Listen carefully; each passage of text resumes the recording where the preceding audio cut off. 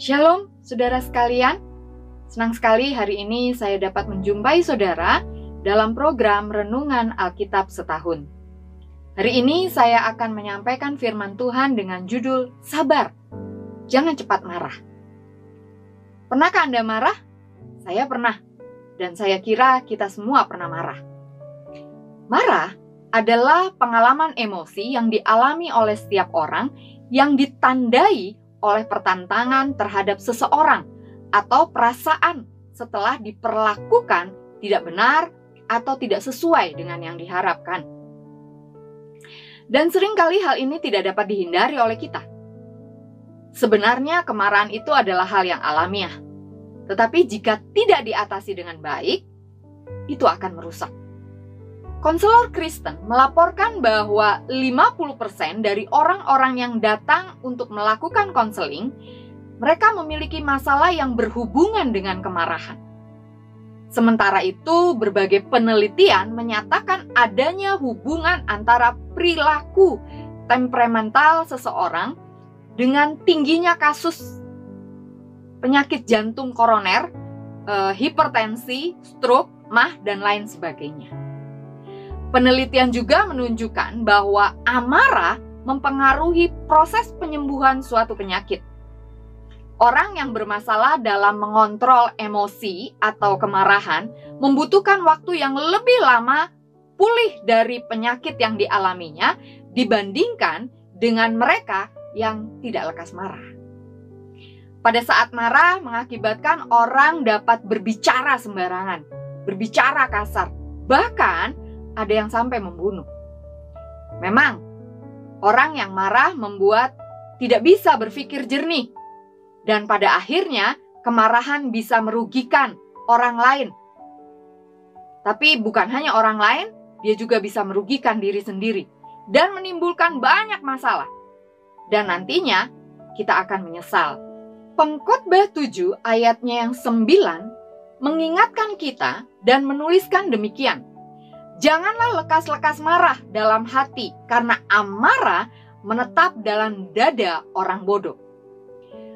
Dalam bahasa Indonesia sehari-hari, dikatakan demikian, jangan buru-buru naik pitam, hanya orang bodoh menyimpan dendam. Pengkhotbah mengingatkan kita agar kita tidak cepat marah, tidak cepat naik pitam. Kemarahan cenderung membawa seseorang kepada tindakan-tindakan yang tak terkendali, yang bisa menyakiti dan melukai orang lain, sehingga dapat menyebabkan pertikaian dan merusak hubungan yang baik. Rasul Paulus pernah mengingatkan kepada jemaat yang ada di kota Efesus. Dalam Efesus 4 ayat yang ke-26 sampai dengan 27, firman Allah mengatakan, apabila kamu menjadi marah, janganlah kamu berbuat dosa. Janganlah matahari terbenam sebelum padam amarahmu. Dan janganlah beri kesempatan kepada iblis. Kalaupun memang harus marah, jangan sampai kita membiarkan kemarahan itu terus menguasai diri kita berlarut-larut. Itu yang ingin disampaikan oleh Rasul Paulus kepada jemaat yang ada di kota Efesus. Kemarahan sering dijadikan celah oleh iblis untuk menabur benih kejahatan.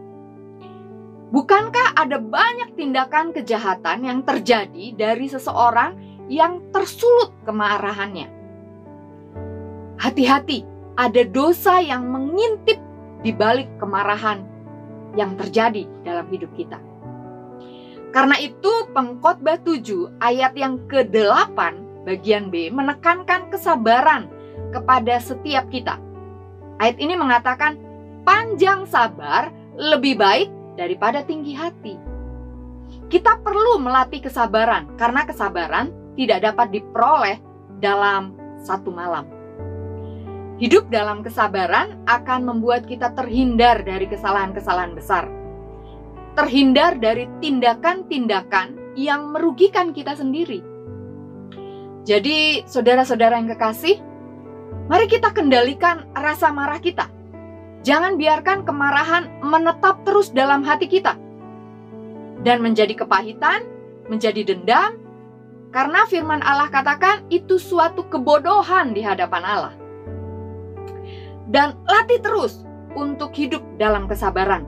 Karena kesabaran membuat kita terhindar dari kesalahan atau tindakan yang merugikan orang lain dan kita sendiri. Tuhan Yesus memberkati.